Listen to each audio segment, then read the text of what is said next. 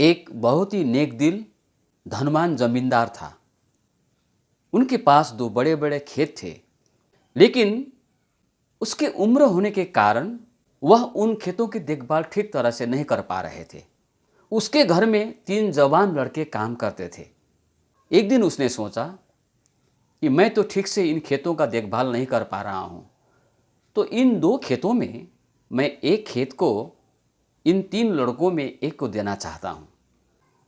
इससे पहले कि मैं इस खेत को इन 3 में से एक को दूं, मैं इसे जांच करना चाहता हूँ। ऐसा सोचकर एक दिन उन्होंने उन तीनों लड़कों को अपने पास बुलाया और उन तीनों को एक एक बीज देकर कहा, अपने घर में ले जाओ इस बीज को और बो, और 1 महीने बाद मेरे पास लेकर आओ।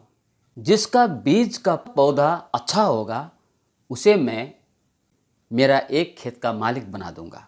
और ये तीनों उस बीज को लेकर घर चले गए और उस बीज को एक गमले में लगाकर तीनों बहुत मेहनत करने लगे। मल जल जितना हो सके सभी कुछ मेहनत करके उस बीज को उगाने का प्रयास किया। और जब 1 महीना बीत गया तो ये तीनों उस बीज को लेकर उस मालिक के पास में आए। तो मालिक ने पूछा, अब मैंने जो बीज तुम्हें दिया था उस बीज का पौधा किसके पास कितना बड़ा हुआ, मुझे दिखाओ। तो एक ने आगे लाया और बहुत उसका पौधा जो है बहुत ही सुंदर हुआ था। और दूसरे ने भी पौधा लेकर आया और उसने भी कहा, मालिक आपने जो बीज मुझे दिया था मैंने बोया और देखिए इसका पौधा इतना सुंदर हुआ है। लेकिन तीसरा जो गमला लेकर आया उसका बीज जैसा दिया था वैसा ही था। उसने कहा, मालिक मैंने इस बीज को जितना मुझसे हो सकता था मैंने सब कुछ किया, मल जल मेहनत परिश्रम सब कुछ किया, परंतु पता नहीं क्या बात है कि ये उगा ही नहीं। तो मालिक ने उसी जो तीसरा लड़का था जिसका बीज नहीं उगा था उसी के नाम वो सारा जो खेत कर दिया।